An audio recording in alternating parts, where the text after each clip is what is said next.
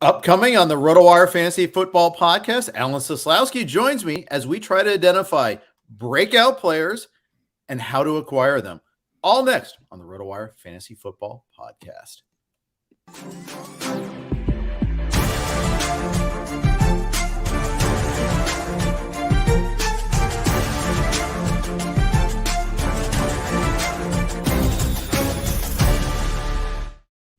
Hey, everybody. Welcome to the RotoWire Fantasy Football Podcast. I'm Jeff Erickson. He's Alan Seslowsky. He is the most versatile man at RotoWire.com. Ready to jump in at a moment's notice to do a podcast with us. I know we're going to have Nelson Souza today. He had some internet issues. We're going to have him next week. Don't worry. Nelson's still great. We're going to get him. But Alan's great, too. And Alan's going to help us now. Alan, thank you for jumping in on short notice. How you doing? You know, it's like when you work when you're a soldier on a submarine, you have the cook knows how to fire the missiles. The guy who can launch the nukes could also flip the eggs. I mean, when you're on a sub like that we call RotoWire, you have to be able to do everything. Yeah, that's true. It is true. And you're good at that too. So let's talk about what's going on. We're going to talk breakouts, but first let's hit the news of the day. There's a lot of news of the day, as always, at this time of year. It's awesome. We're going to start off Deshaun Watson. We're still waiting for the hammer to come down. We have an idea it could happen by the end of the week. The Cleveland Browns are planning on forging ahead as if he's still going to play this year. He's going to start Friday's preseason game in Jacksonville. So a road start for Deshaun Watson. It's a pretty decent landing point. Probably won't be packed. Won't be a ton of partisans there. As far as places go for him to start, this is probably good for them. But I thought it was interesting that they're just going to go ahead and play assuming as if he's going to play this year. Well, it looks much more like he's going to be suspended for double-digit games or maybe even the whole season. It's not going to be 6, right? I mean, at very minimum, I think we could assume 8, but that's being optimistic. There's been a lot of criticism that you give this guy the biggest contract in the history of the NFL, mostly guaranteed under the circumstances in which, there's a lot of controversy. So they want to see if it's even going to be worth it. If he comes out there and lights it up, I mean, has 2 drives, 2 touchdowns right away. Okay. All right. This was worth it. But what happens if he comes up and just stinks it up and 3 and out, overthrown passes? That's going to be a little bit more momentum to, hey, was this worth it? Now, I know it's preseason. I know it's only one game, but what do we do in football media? We love to, take narratives and run with them there. So sure. There's going to be a lot of eyeballs on this game. And I think it's important for the Cleveland Browns that Deshaun Watson not only look good, but look very sharp so they could feel good about this major risk that they took. Yep, I think so too. It's interesting. It does change things quite a bit for their pass catchers. You get David Njoku, obviously Amari Cooper. Their fantasy balance is hanging in there. I mean, because I think it's just such a huge step down to Jacoby Brissett. I know he can be a caretaker, but you don't want him as a full season starter. We saw that movie before at the Colts. It doesn't end well. Yeah, I mean, Jacoby Brissett, I think what they're hoping is that he can Teddy Bridgewater them to stay in the playoff race should Deshaun Watson come back after 10 games. I mean, if they can go 4-6, something like that. I mean, going 7-3 is probably not in the cards for them unless they can really just dominate with the running game. I mean, I just finished doing a video with Jim Coventry, and we were ranking the top offensive lines, and he has Cleveland as his number 2 ranked offensive lines. Wow. An elite offensive line can erase a lot of mistakes, and especially when you have someone like Nick Chubb and Kareem Hunt, and everyone likes Dearness Johnson. That's 3 running backs that would probably, start on most teams, or at least be a strong committee. So if they can run the ball and maybe utilize those pass catchers that you just talked about, they just want to stay afloat until Deshaun Watson gets there. So yeah, Jacoby Brissett's not great, but I think with all those other assets and all those other strengths, they probably could stay in the mix. I sometimes feel Nick Chubb on the Browns is like Lucy the football with Charlie Brown. I mean, it's just so frustrating. He's such a good player, and we all see it, and everybody sees it. Even the Browns see it, but they don't give him the volume that we want. I mean, he still is a every week starter that you're happy to have. I mean, when you do your value meter, and for those who don't know about Jeff's value meter, new to the podcast, every week he ranks every player for the season. So instead of asking start sit questions, you could just go to his value meter, which is on rotowire.com, and you could see who to start. When you do your value meter every week, Nick Chubb is never going to fall out of your top 15 running backs. I don't care what the matchup is, what injuries there are. If Nick Chubb is starting, he's a top 15 running back. Is that a fair assessment? Yeah, I'd say if he's like dealing with a nagging groin injury like he was last year, then I might be a little bit more circumspect. But that's about the scenario that it takes, is a questionable heading into the week, not sure if he's going to play sort of thing, or if he's going to be limited. Leg injury, that's the thing that holds him back. Other than that, yeah, I agree. So there's value in that. So you're not having to fight anybody to take Nick Chubb. In fact, he's a player that he's like a boring pick, right? I mean, we hear that a lot. Like Travis Etienne is an exciting pick, but if we were to make a bet right now, who's going to have more fantasy points this year? A smart bettor would take Nick Chubb. He's done it over and over and over again. He's got the goal line equity, and Travis Etienne, we haven't seen doing on an NFL field. So when you talk about someone like Nick Chubb, it's the Lucy in the football. That's a great analogy, because Nick Chubb has the talent to be a top 6 fantasy football pick, but you don't have to pay. I mean, I think when you talked to Chris List the other day, didn't he get him in the 3rd round? I mean, that's how far he falls. Not just 3rd round, but end of the 3rd round. So that's the 4th round almost. Right. It was pick 36. It was on the turn. Now, I think that's an anomaly. And if you look at ADP, you'll see that doesn't frequently happen. In fact, he's 24 in average draft position, a range of 11 to 40. When I did the Beat Jeff Erickson last week,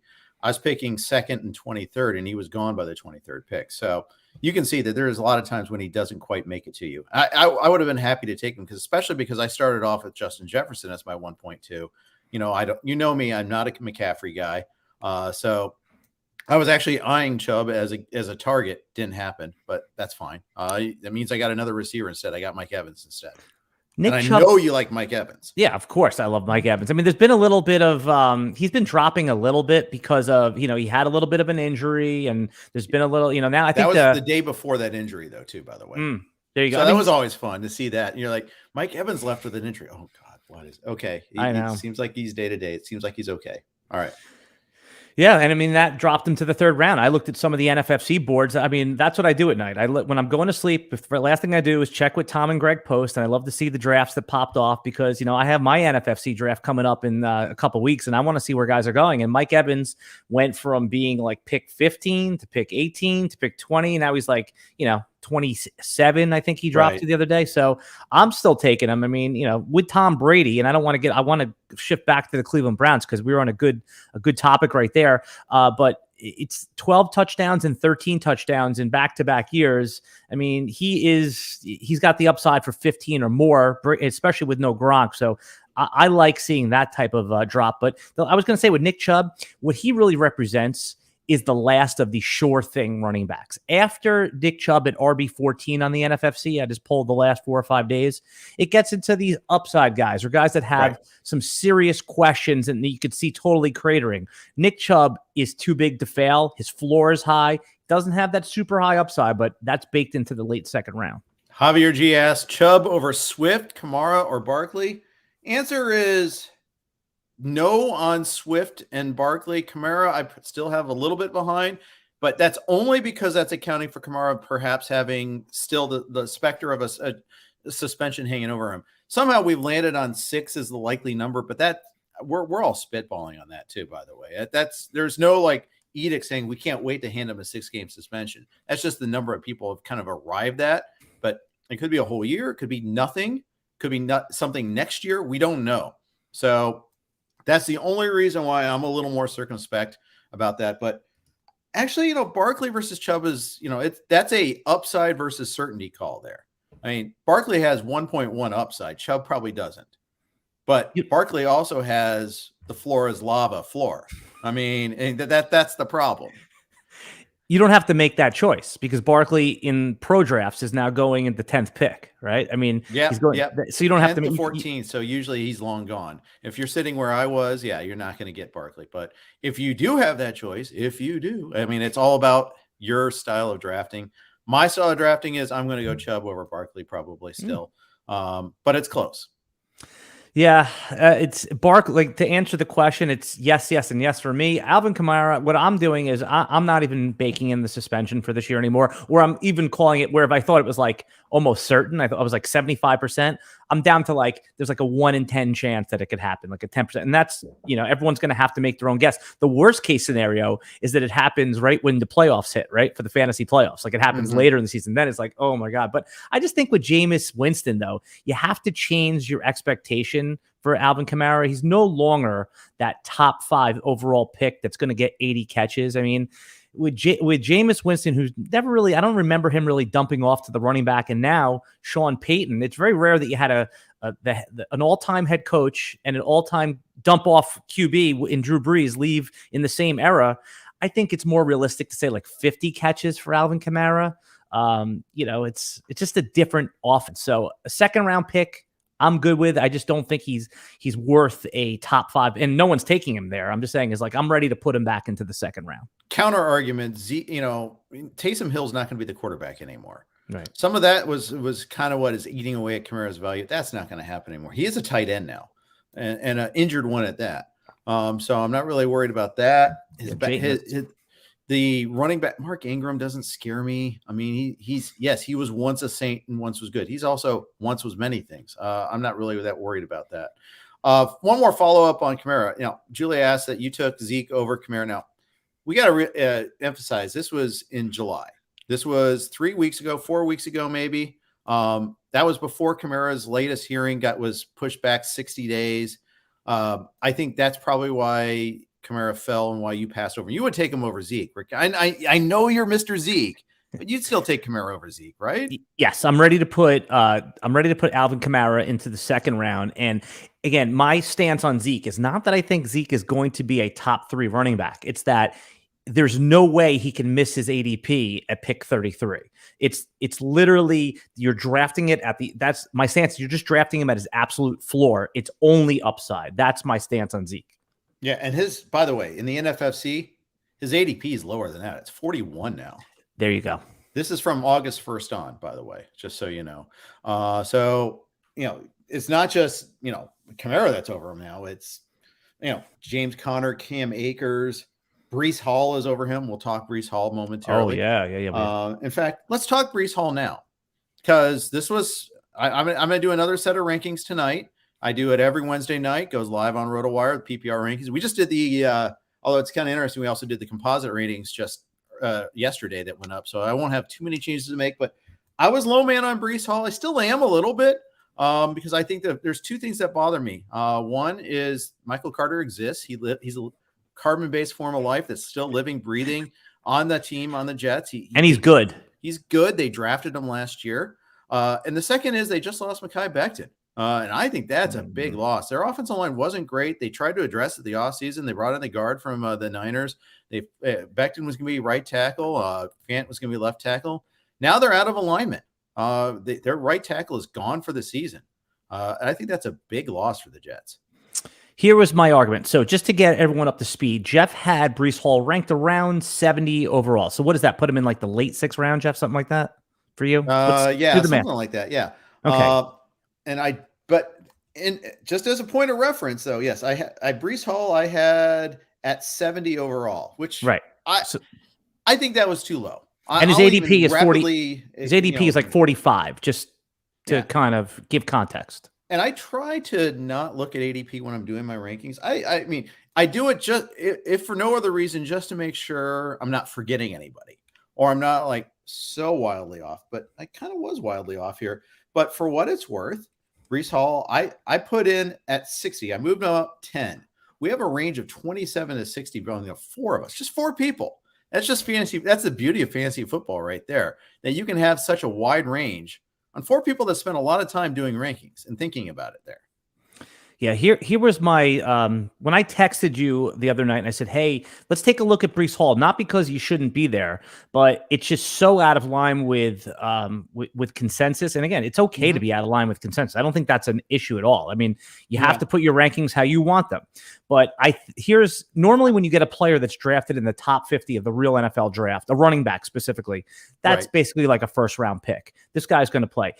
usually that running back goes in the first round if he's a workhorse, or the second round if there's some, like you said, Michael Carter. We have Breece, the fantasy ADP community has Breece Hall in the fourth round. So I guess the argument for his ADP is that it's already baked in.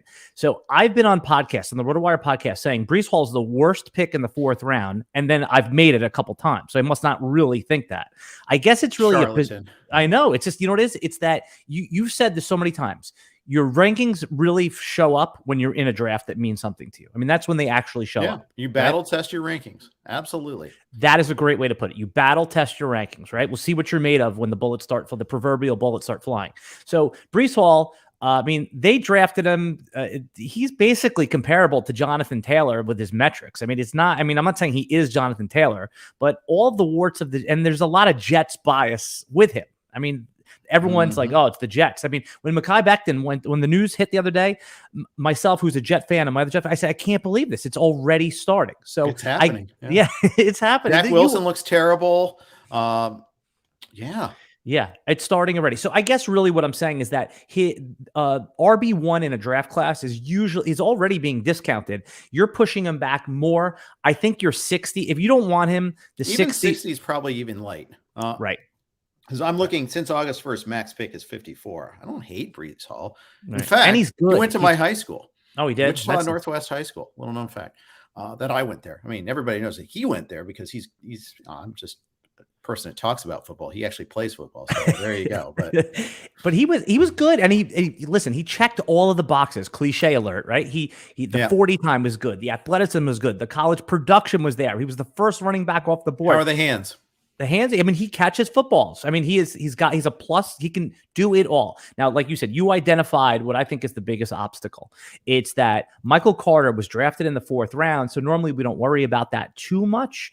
But the Jets said they would have taken him in the beginning of the third round. They just didn't have to. They thought of him. And Michael Carter actually outproduced rushing, not passing, rushing Javonte Williams their last year at North Carolina. He's a good player. I said when you take Breece Hall in the fourth round, just be prepared that Michael Carter might outtouch him in September until Breece Hall proves that he belongs on an NFL field. So I think that your skepticism and your low ranking of Breece Hall is appropriate. I just was bringing your attention to the ADP gap. I didn't even suggest you move it. Yeah, and I do appreciate, though. Sometimes we have blind spots, and I think I had one with him. You mentioned another situation, Javonte Williams. He is another person. There are a lot of drafters out there that love themselves some Javonte Williams. And the news is going to push it. The recent news might push him up even farther. And that is Melvin Gordon has a foot injury. It may not be too serious. We'll see. He was out with a foot injury in today's practice. Nathaniel Hackett said he wasn't worried. Something needs to be managed during training camp. I don't know about you. I don't want a running back being managed in training camp, unless he's he is an established veteran. That's one thing he's got going for him. But it does encourage me to take that Javonte Williams second round leap. Mid second round, you can still get him. Like I'd take Javonte Williams over Nick Chubb. Is that crazy? No, not at all. And by the way, just a footnote on Breece Hall. I looked it up while you were doing that Javonte introduction there. 36 catches his last year at Iowa State. Anything over 20 means he's a good pass catcher. So for sure. Footnote. Javonte Williams has gone on a crazy ADP roller coaster ride over the last 2 weeks, right? A couple of days ago, a blurb came out that both Melvin Gordon and Javonte Williams were going to be on a pitch count. Nobody wants to hear that, right? No. Right. That basically means that Javonte Williams, I guess you take him in the third round, but Melvin Gordon, his ADP was fine. When draft season started, before Melvin Gordon was signed, Javonte was going routinely at pick 8, pick 7, and then Melvin Gordon was signed and he fell to the third round. Now, Melvin Gordon, let's remember, he's an older running back, right? Yep. It's not a spring chicken anymore, as much as, we'd like to think he's Iron Man. So I think Javonte Williams is a swing for the fences upside pick. Just knowing, though, that, Melvin Gordon is there. If you get him in the third, it's a smash, but this news will certainly bring him up. And if you're going to try to win the league, we talk about league winning picks, another cliche, mark it down. You already mentioned how Nick Chubb has capped upside. Javonte doesn't. He literally has number one overall running back upside, but there's going to be days. Chubb doesn't, though. If Kareem Hunt walks the earth, I mean, Chubb probably has top 5 upside, right? And Top, Kareem I Hunt mean, threatened to walk the earth. yeah. And by the way, Kareem Hunt, I don't think that saga is over either. So I don't want to crisscross our topics here, but Yeah, let's go for it. Though. Cross those streams. yeah, he could. I mean, if there's a running back injury on a contender, they don't lose anything by trading him. And if they can get some value, I mean, people are talking about like, oh, he can go to the Kansas City Chiefs. He can go to this team. He can go to a team that already has a good running back, Kareem Hunt. They could trade him to a team like the Chargers. Austin Eckler and Kareem Hunt, that would stink for fantasy, but this is a team that's pushing all in now. And Austin Eckler said he wants a running back that he can help, that can help share the workload. Don't write that off. That's a team like that could go get Kareem Hunt. And then your Nick Chubb pick is it's through the roof. I mean, he's a top 5 pick in fantasy with or without Deshaun Watson. Indeed. I got one more news situation I want to talk about before we start talking breakouts. But before we do that, let's hear from our Blue Wire Network sponsors. All right. Thank you. All of our podcasts, RotoWire podcasts, are hosted on the Blue Wire Network. We thank them for their hosting, and we insert some ads as part of our thanks. And so thanks for indulging us. All right. Darren Waller has not been seen in practice for like 9 days now, and it's always undisclosed reasons. However, last night he was spotted at a Las Vegas Aces minor league baseball game, and he said, "I'm straight, man. All is well." What does this even mean? I mean, I know you don't have to say any reason why a player isn't practicing right now. Is this a contract situation or is there an actual injury? Yeah, there's a lot of narrative and rumors around Darren Waller. What it means is that he's not this is not good, right? You don't want this. Darren Waller was already a player that last year failed to meet expectations of fantasy managers, right? I mean, he had one monster week and you're like, oh, Darren Waller was a pick that I just missed out on. And then it wasn't good. And now you add the biggest target hog in the NFL with Javonte Adams. I was already not interested in Darren Waller. This isn't good. Because if it's an injury, you don't want it. If it's not an injury, there's discontent. So I think in the 72 drafts, the best ball drafts I've done this offseason, I think I have 0 Darren Waller. It's just not a player I'm taking in the 5th round. I mean, in those leagues where you get double PPR, I play in some of those dynasty leagues, I have taken him because, he does have the catch upside, but I wouldn't I'm crossing him off my list where he goes if he falls to the 6th round, maybe drips into the 7th, of course you're going to be interested, right? But I'm going to let somebody else take him. George Kittle's going ahead of him now in the NFFC. That's actually a change. Waller was for a while, the number 3. Now he's the number 5, and it's sinking like a stone. I'm with you. I'm pretty worried about him. I don't have any Waller yet. I'm not against early tight ends, mind you. I'll take Kelsey like mid-second if he gets to that. I think there's value there. I'll take Andrews somewhere in the 3rd. I'll take Kyle Pitts in the 3rd. I did take Kyle Pitts in the 3rd in the Beat Jeff Erickson draft last week in the RotoWire online championship at the NFFC. I think there's points where there's value in it, but I often wait on tight ends. I'm almost never taking Waller though. I haven't yet. It's funny. It's how you handle tight end and quarterback in a single quarterback league really is what draft strategy is nowadays. Everyone knows that you take a lot of running backs and a lot of wide receivers, and some people go 0 running back. Some people go, heavy running back and, just get middle round.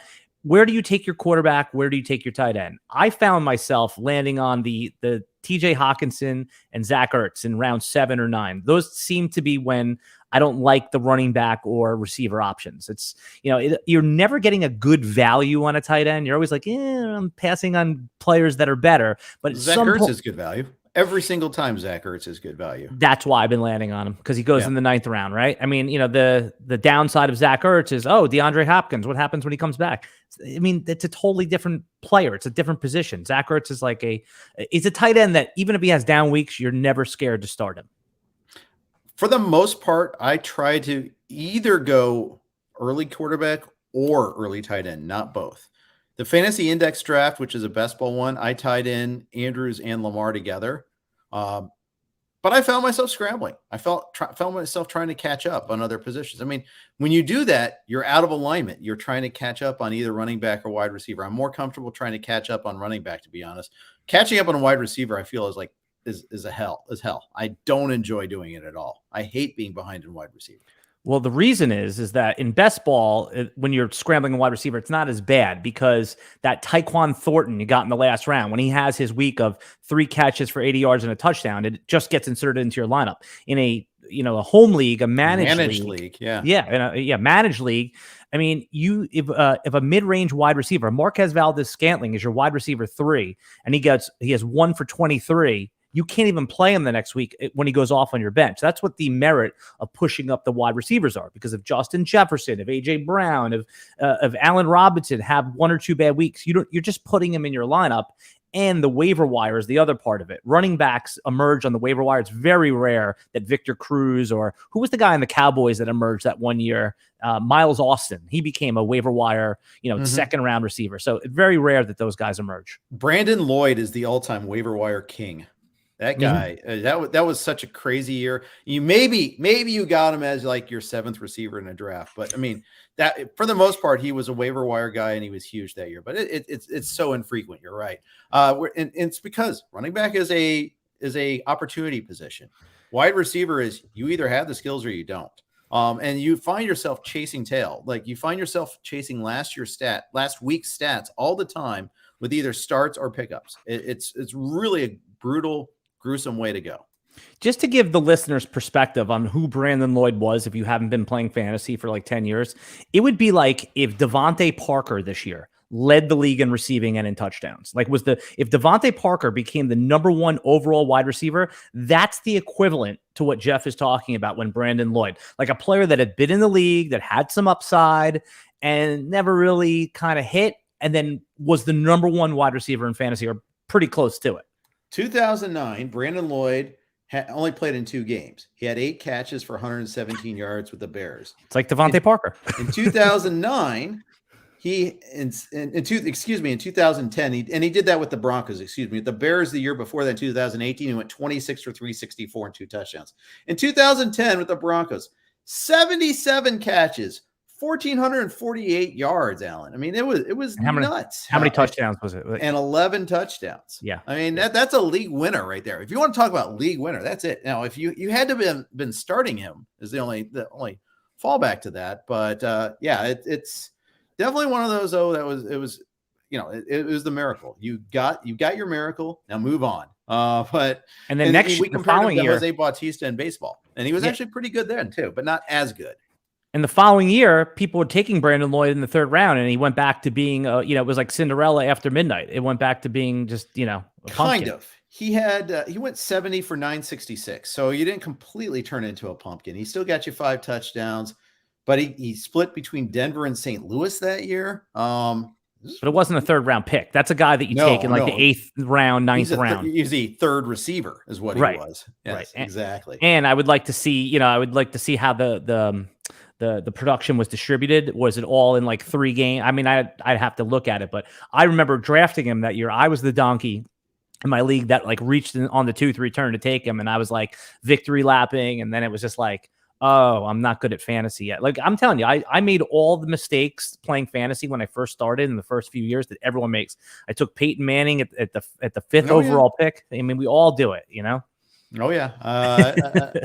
I took an early defense one time, like 7th round. Like, what are you doing? The Ravens defense, right? Like push them up. There was a Broncos team that had. Okay. This is like 25 years ago, 28 years ago. So it was a long time ago, but it was bad. People did that though. People did do that. They took like the Ravens the Ray Lewis Ravens defense in like round 6 sometimes. That did Troy happen. Aikman in the 2nd round because his team always won. Yeah, I mean, but he didn't have volume and he didn't run himself. So yeah. Hey, one more news item. I lied. We got one more I wanted to talk about before we go on to breakout guys. And that is Kadarius Tony. He's a guy that many people are pegging as a breakout guy. Hurt his hamstring today. Appears to hurt his hamstring today. It's a little nebulous on the note on him because it's just kind of coming out. It's a possible hamstring injury. Appeared to be favoring it, according to Daryl Slater of NewJersey.com. It's 4th practice, 4th limited out of 11 during training camp. This one, and he was already being limited. That was the point. But this was an unplanned limited one, perhaps. So He's had some moments in training camp and he's had other moments. I know a lot of people kind of like him as a breakout guy.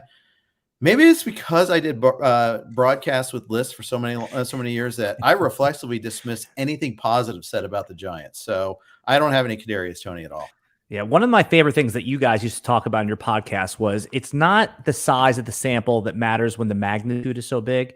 What we saw, everyone saw it. Like Kadarius Tony in those games where he went nuclear just looked different. He just looked like a different player. And that's going to keep his ADP right where it is. Everyone sees the upside, right? All of the risk is mostly baked in. I know in the NFFC, I was on our Sunday Sirius show.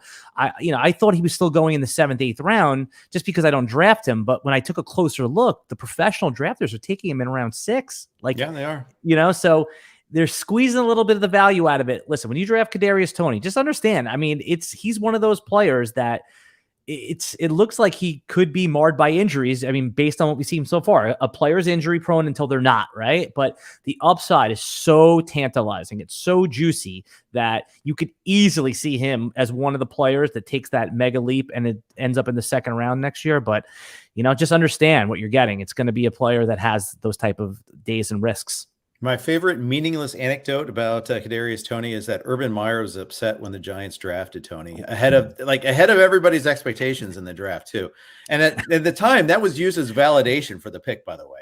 It wasn't a critique of the pick. It was a validation for the pick. Even Urban Meyer wanted him.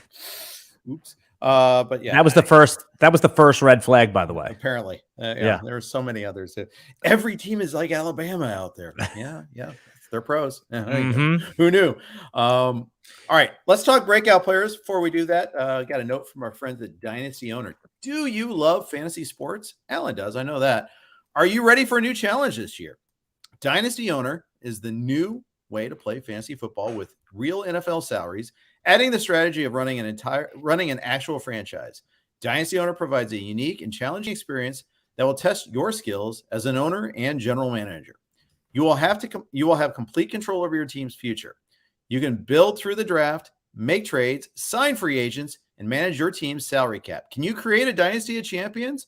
Sign up now at dynastyowner.com and use promo code ROTO5. That's ROTO5 to receive $5 off any new team. I will say the one thing that is a little bit different than the NFL about realism is Dynasty Owner actually adheres to the salary cap, whereas the NFL is just a mirage. So it is so crazy because, the more I learn about the salary cap, because I do want to become a salary cap expert. I think it is fascinating.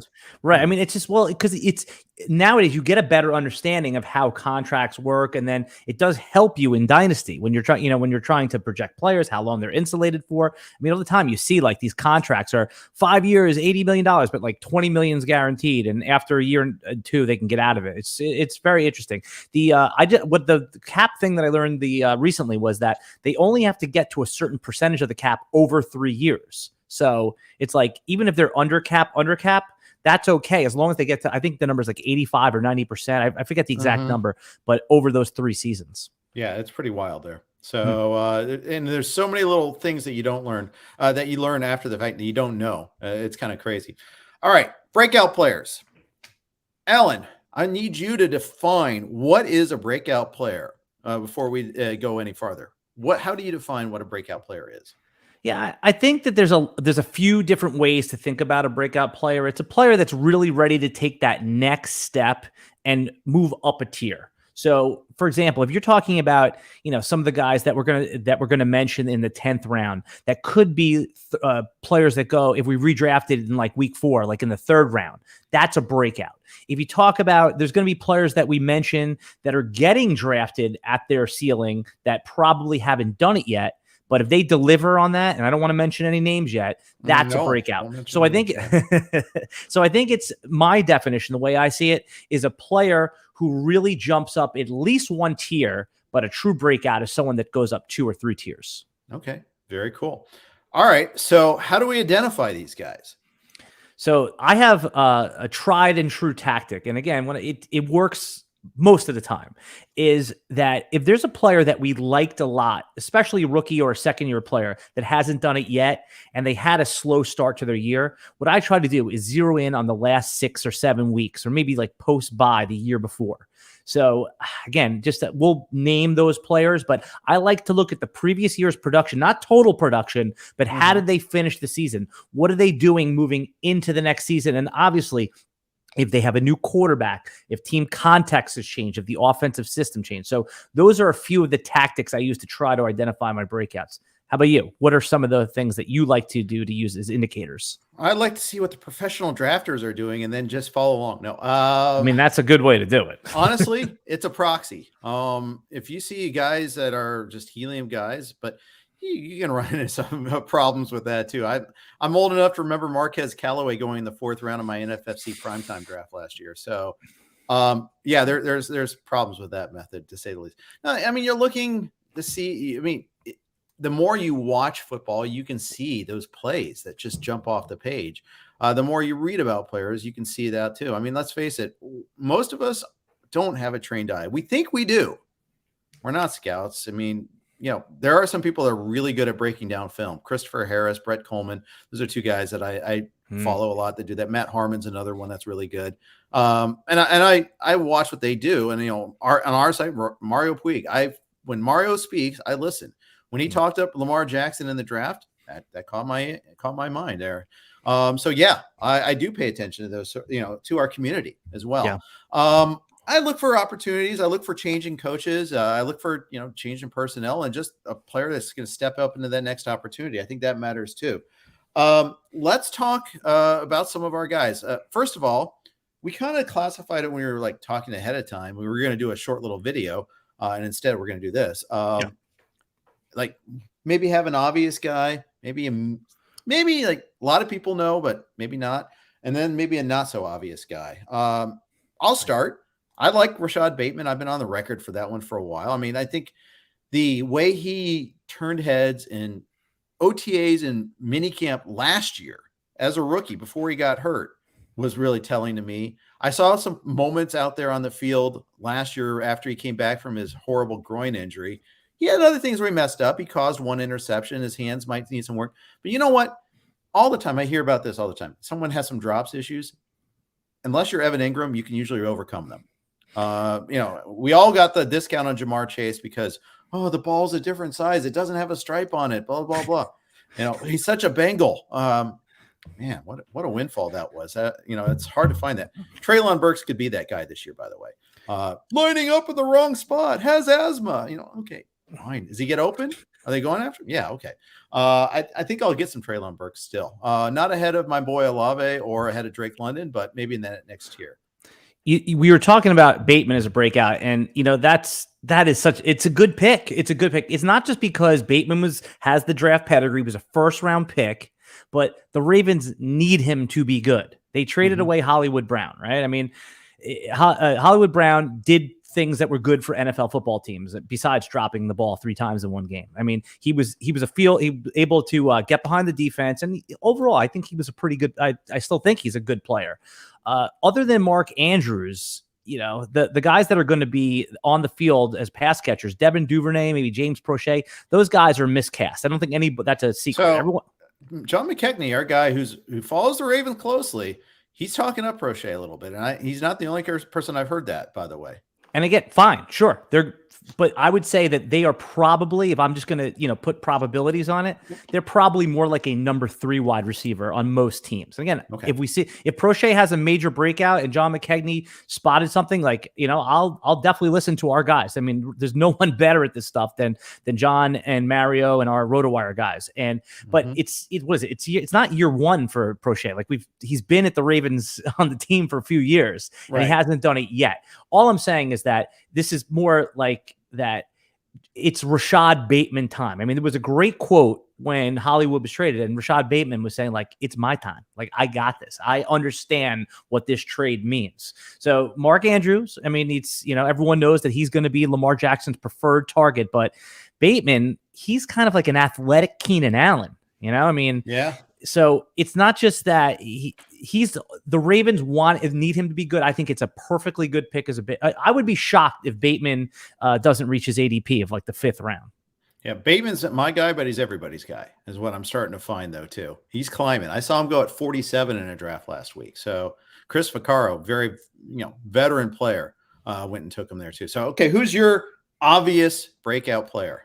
Yeah, the obvious breakout player has got to be CeeDee Lamb. And you say, wait a second, isn't CeeDee Lamb good already? He finished as like wide receiver like 18 or 17 last year. It wasn't like he finished as a top 5 wide receiver. He's going as wide receiver 4 or 5 in a lot of sharp drafts. I've seen him go 5th overall in an online draft. I mean, that is, to me, you've lost your mind.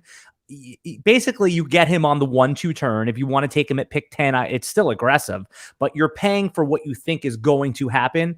But I think it's going to happen. I mean, everyone likes Dak Prescott as an elite, real NFL quarterback. And, if you're trying to divide up the targets, it's hard not to pencil CeeDee Lamb in for 140 if things go bad, right? I mean, and if things go well, it's like 170. So it's an obvious breakout, but we're starting with our obvious calls. And CeeDee Lamb seems like a player that we're going to be taking in the 1st round for the next half decade. Another example of an obvious one would be Travis Etienne or Kyle Pitts. Everybody loves those guys. They're going higher than what their production suggests, or in the case of Etienne, he didn't play at all. But everybody sees it coming. Everybody's on it. You know what? Sometimes everybody's right. And I think in both cases I think you can make it. I think for Pitts, I'm even more comfortable than I am at Etienne at price. Etienne, I mean, you got James Robinson to deal with. You have, Jacksonville. We don't know if they're going to be, how much better they're going to be. I could see there be some concern there.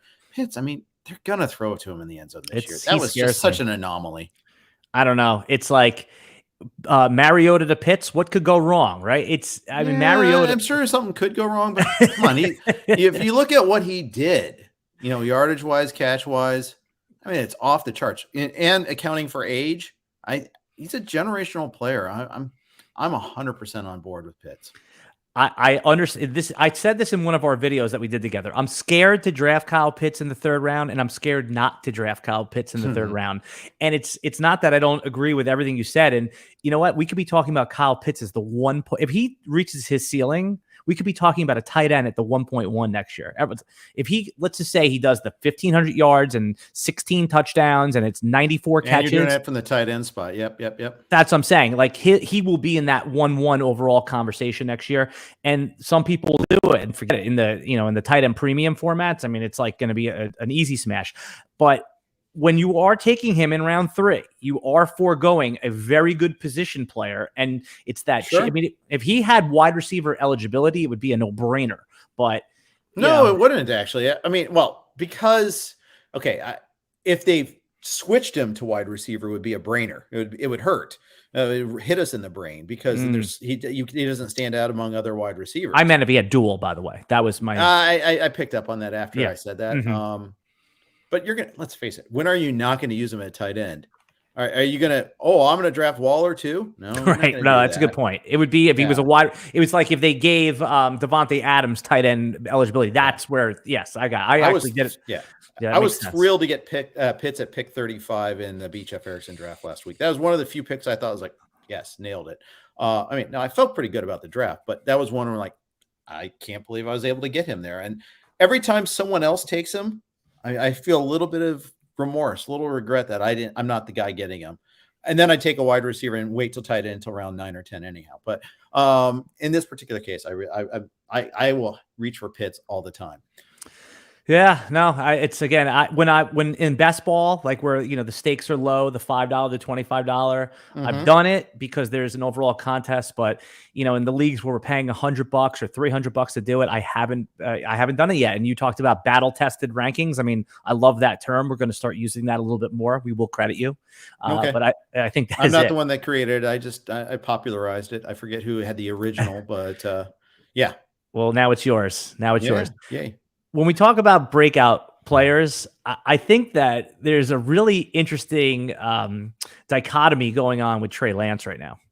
Trey Lance, I think everybody understands he has the upside to be a top 5 quarterback. The legs, he could be Jalen Hurts plus. Everyone likes Shanahan's system.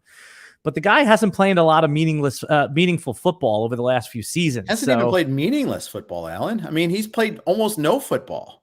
Right. Go ahead. Yeah, no, you said it right. There hasn't been. He's not battle tested, right? It's all projection. So it's so easy to see Trey Lance being like QB 20 after the first 6 weeks of the season. It's like you wouldn't even think that for Jalen Hurts, right? Jalen Hurts, if it's bad, is QB 9, right? So Trey Lance is a breakout player in a sense where he's being drafted right now by aggressive drafters as the QB 8, QB 7, and by conservative drafters more like QB 12. I think in single quarterback leagues, it's okay to be aggressive on him because there's replacement level. You can always get Daniel Jones on the waiver wire or Tua later on in your draft. But in super flex leagues where you have to take him in the middle of the second round, it's a dangerous proposition because once the draft is over, there's no more quarterbacks. That's it. It's over. All right, so take a look at the composite rankings, and you can see my opinion on Trey Lance. Just go there, yeah.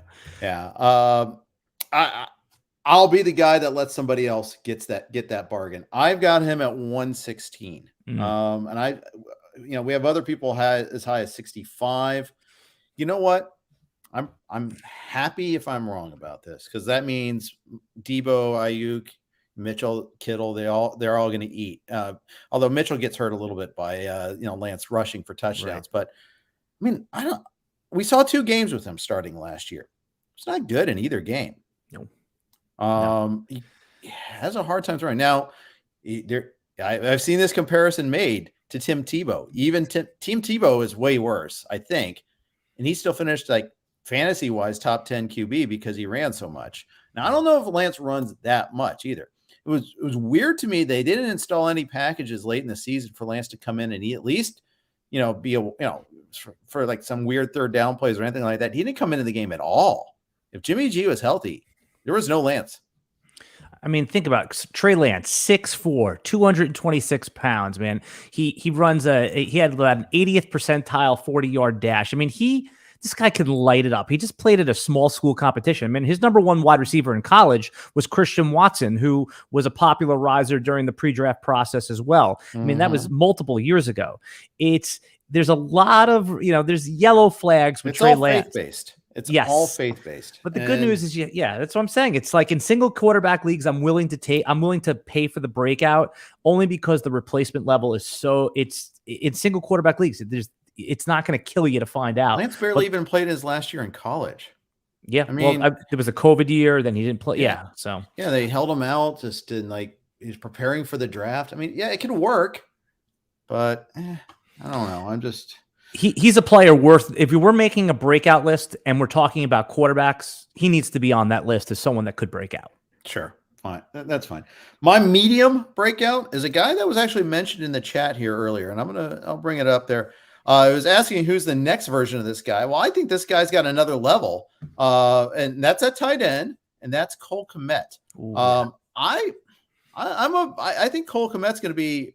Yeah, Julia asked this. She goes, he made a leap of 50+ targets last season. Who's this year's Kmet? This year's Kmet is still Kmet. It's still him. It's still him.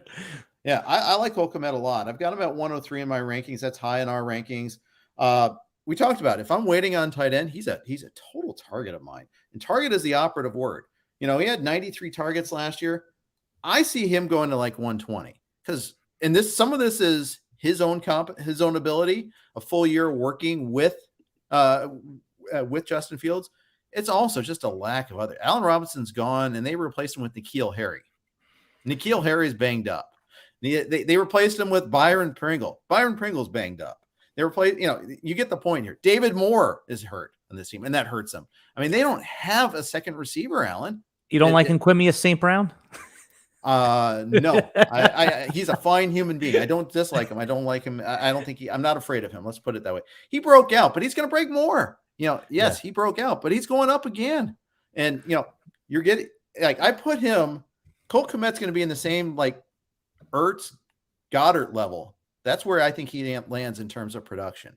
And you're not having to pay that price. He and Freiermuth are my favorite weight end and tight end candidates there. And then Hunter Henry's third. Nick Whalen and I talk about that all the time. But I love Kmet and Freiermuth this year, and especially Kmet because there's just an absence of other forces there. And I know the Bears stink on ice, and I know their offensive line's bad, and Fields is going to struggle. Even struggle bus teams still provide some production. Kmet's going to get that production. Okay, so Cole Kmet actually holds an NFL record, and this is credit to our friend Cody Carpentier, who was on my podcast of the RotoWire podcast. Cole Kmet holds the distinction of the most targets by an NFL tight end in the history of the NFL without a touchdown. He had 0 touchdowns last year. Again, who cares? So Kyle Pitts had 1. Are we throwing that against them? No, we're not. Well, this is a point for Cole Kmet. This is good. Yeah. Okay. So like you're going to get that many. You're going to get that many targets. You're going to get, touchdowns. So I would say even if the Bears are a crappy offense, Cole Kmet is, he's got the upside to be the only red zone threat they have. Cause we all like Darnell Mooney, right? We do like him as a mid-round receiver. But he's not a red zone guy. And David Montgomery he's okay. Cole Kmet is he's got the 10 touchdown upside plus more. So I think that was ridiculous that he had 0 touchdowns and he had a lot of targets. Right. That has to regress. I love that pick. Every year it's that one tight end that gets to the 10 touchdowns that ends up as tight end 5.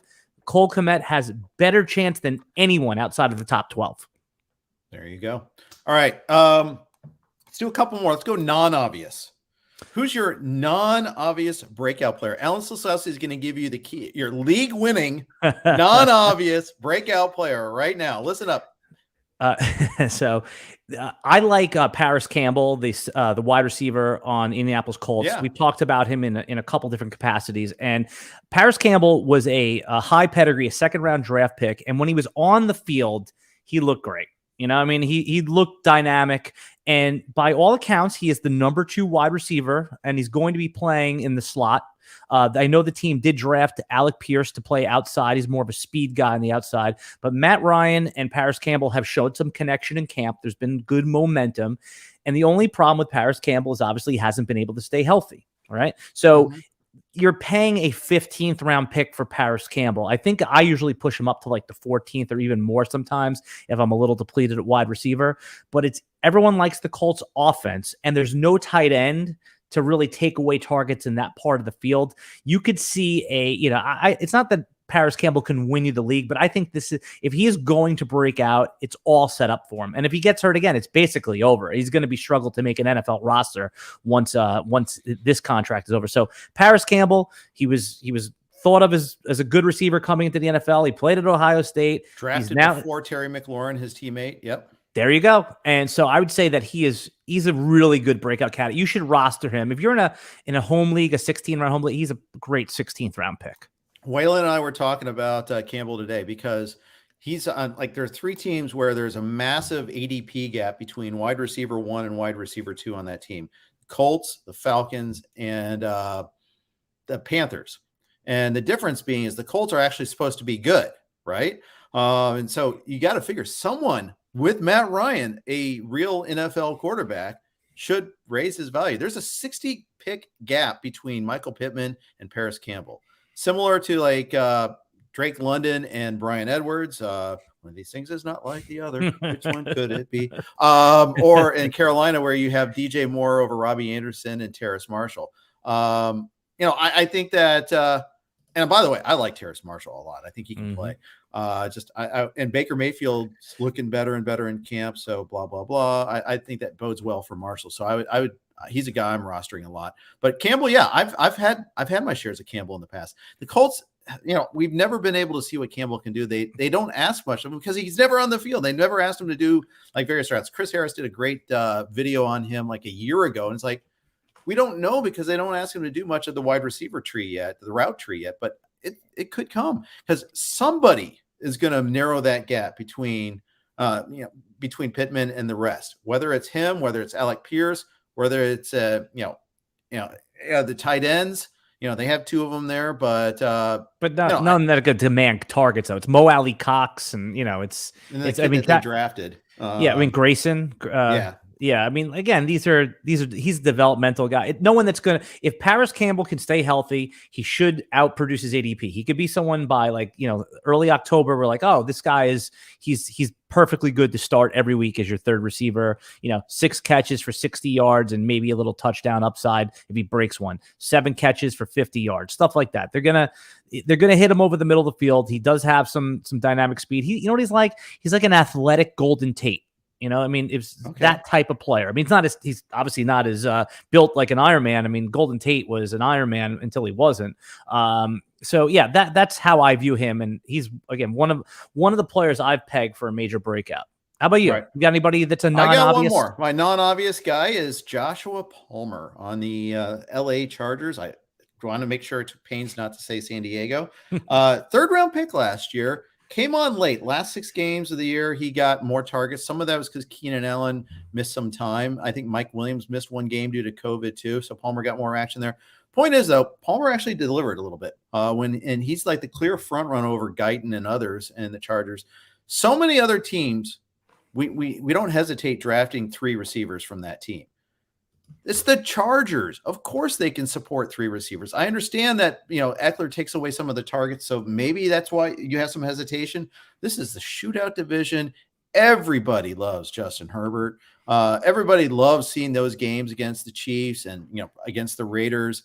I love Josh Palmer this year. And, funny thing is, I thought my love is pure, and I look at our composite rankings and it's just middle of the pack among us in rankers. So everybody loves them, And the thing is, you can find enough targets to go around there. The tight end play isn't that great there. So I think that you're going to look at Palmer is going to get an increasing workload this year. I think he's great for bye weeks. I think he's, injuries inevitably strike. You can slide him in. Yeah, one of the best things that you said about Palmer is look at the offense he's on, right? I mean, everyone, Justin Herbert, he's my QB too. I mean, and I would say if we were taking out rushing stats, he's arguably the QB1, right? If him and Mahomes would be the QB1 or QB2 if we're just talking about passing stats. So I like that. It's just, what's interesting is that the Chargers, between Keenan Allen, Mike Williams, and potentially Josh Palmer, they're going to have like one of the slowest trios. They don't really have anybody to take the top off besides Jalen Guyton. So that would be my one concern. But Palmer, I can see that. Yeah, Palmer's so much better than Guyton, but Guyton plays a role that Palmer can't, and you're not taking the other 2 guys off the field. So I'm with you. I've been drafting Josh Palmer because he's a good football player on a great offense. But I just, again, the only concern, again, this is why you're paying an 11th round pick for him, is that if they can't keep defenses honest, they are going to need to put Jalen Guyton out there for some plays. Team 4 wides. Let's go. Guyton, go run, go routes. There you go. Just run out run the safeties off, right? And look, Jalen Guyton was good at that. He is a couple games that were not projectable that he did catch long passes from Herbert. Right. still going to have a lot of Palmer here this year. Let's do lightning round responses to some of the questions that we've had in the forum. We had lots of feedback today. Appreciate you guys. I love this. Javier asked at the very beginning of the show, drafting from the 11th spot, usually going Swift and Kamara, Barkley, Adams. What do you guys think of that strategy? He's scared of the running backs in the 3rd and 4th round, especially at the end. A lot of people talk about the running back dead zone, and I get that. I see it working well, especially if you just stack tons of wide receivers after that. I personally love the wide receivers a little bit more. I'm almost always taking like a Diggs with one of those 2 picks, Diggs or CD Lamb, maybe even Adams at that spot. But I could see this working. I saw it in the NFFC draft that I was in. Both teams 11 and 12 got early backs and just pounded the wide receivers after that. That can work. What do you think, Alan? Yeah, there's 2 ways you could do it, and I can't say it much better than you did, but I push up Aaron Jones to that 11th or 12th pick overall. So, right. Yes. So that's, but so I'm taking 2 running backs there for the reason you said that you could just go wide receiver round 3 through 6, 3 through 7. You're going to like all the options there. But if you don't, let's say you do go wide receiver. Let's say 2 guys fall that you like. You just named all the players that I think would be reasonable to be there. Mm-hmm. I'm don't mean to beat a dead horse or a very live horse, but Zeke's there for you if you wanted a number 1 running back at the end of the 3rd round. So if you do go wide receiver is a recommended strategy to take Zeke Elliott in the late 3rd round because you have a running back that Jeff is likely to put as a top 12 running back in week 1 of his value meter.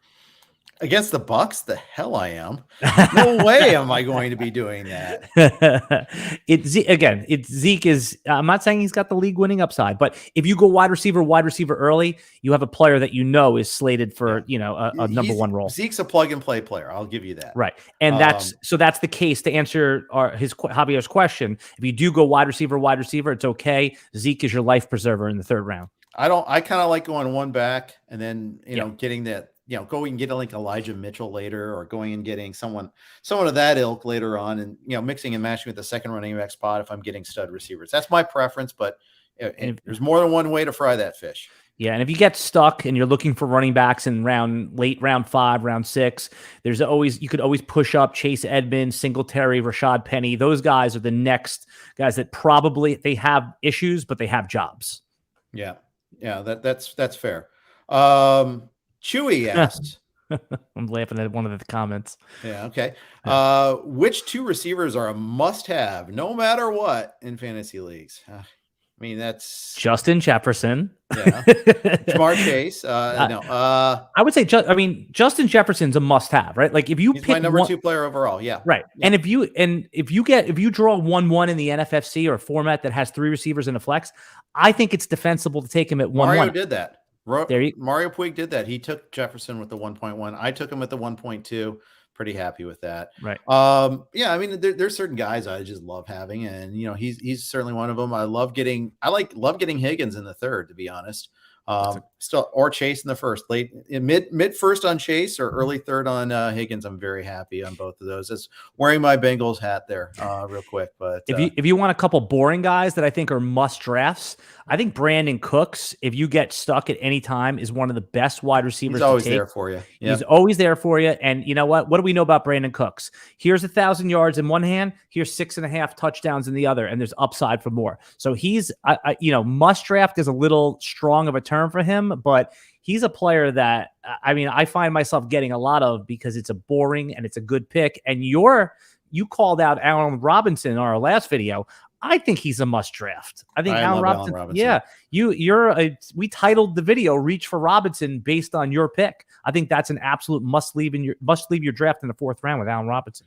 Crackshot says it was reference to our earlier conversation about Javonte Williams that Russell Wilson's such a great deep ball thrower that's going to open things up for Javonte Williams. I could buy that. Oh yeah, anytime that you push the linebackers back or you can play action them. And Javonte is a great tackle breaker anyway. It's just our question is he going to have projectable volume week to week? And if what that volume is with Javonte is either he's a 2nd round pick or a 3rd round pick. Javier also asks, are you high on Juju with Mahomes? A lot of news with him playing all over the place. You want me to take that? Yeah, please, sure. Please. Yeah, I'm very high. Shirt, therefore you have to do it. I'm very high on Juju Smith-Schuster.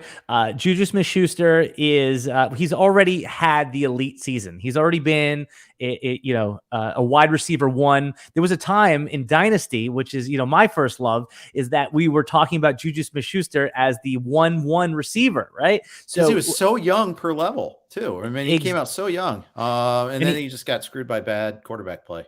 Yep, and then it seems like he operates best across from a dominant pass catcher that the defense has to pay attention to. He's got that again with Travis Kelce.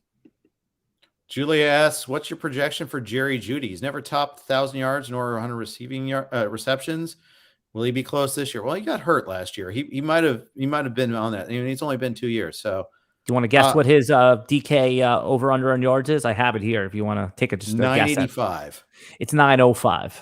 05. Okay. Yeah. And do you want to guess what you'd take over? I think I'd take the over. What say you?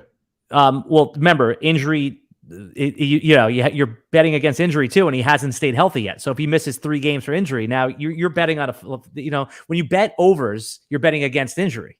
And I'm not sure that's a great bet for Jerry Jeudy. I don't know. But Cortland Sutton's number is exactly the same. It's 905. It may have changed. Yeah, with Tim and Patrick. We're looking at some of those props on Monday's podcast with Waylon, and I noticed that the numbers seem low, and that makes a perfect sense. That your attrition does happen. That's a good point. Their catch totals on the DraftKings are 62 and 72. Judy's got the higher catch total. Julia asked, based on your breakout definition, basing guy that finishes strong, Amon-Ra St. Brown is a superstar last 6 weeks of the season. Didn't take him in the Vegas Superflex league that we did, though. She's gotcha. But, well, here other people are drafting too, Yeah. And, and what did we say? We said the last 6 weeks of production, right? But we also said, what has changed? DeAndre Swift, who we like as a pass catcher, is back. He was out with an injury. TJ Hawkinson was out. We all expect him to be a high volume tight end. They add DJ Shark. I mean, they've added other pieces. I still like Amon-Ra St. Brown, but if conditions were the same as last year, he'd be an early 3rd round pick. He's already being priced in that everyone's coming back. You're getting him in the 5th or 6th round, I believe. Yep. Kevin says, how are we feeling about Joe Mixon's chances to lead the league in rushing this year? I'm the Bengals guy, so I'll take this one. Yeah, he's got a chance. I mean, they improved their offensive line. That can't hurt. I think, I just was reading today how Zach Taylor is a take what they give you sort of coach. They're going to do more. Their teams are going to scheme to stop Higgins and Chase after what happened last year a little bit more. By the way, Joe Burrow, he's not close to really practicing yet. Apparently, that surgery is a little more complicated than people first thought. So he'll be ready for week 1, but it's less time to work with the full team. Maybe they're a little run heavy early on in the season. So just something about that. Another Bengals related comment, Tyler Boyd, don't forget about him. Continuously overlooked in a championship caliber team. I did take Tyler Boyd also in that beat Jeff Erickson draft. And yes, he's a perfect bye week guy. He's never going to be the top 2 options unless, of course, there's an injury there, which we're not going to root for there. So there you go.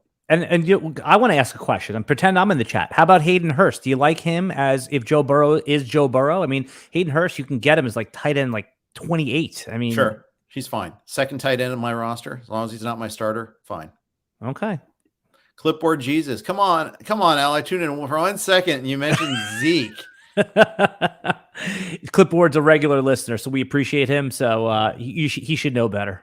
Yes. I have a bet going with Clipboard Jesus, by the way. We have total PPR points, Zeke versus Javonte Williams. You can guess which side I'm on. We're in a league together, so whoever loses has to pay the other guy's league entry fee next year. Steak dinner, man. Raise the ante a little bit. I don't want to hang out with Clipboard Jesus in person. Oh, okay. All right. Yeah. Fair enough. All right, guys, this is awesome. Appreciate everybody chiming in on the comments here and listening in live. I really do appreciate it. Had a lot of fun today. Alan, thank you for jumping in here. And we'll be doing many, many videos collaborating together in the future too. So tune in for all that on YouTube and wherever you get our videos. So thanks for listening, everybody. Take care.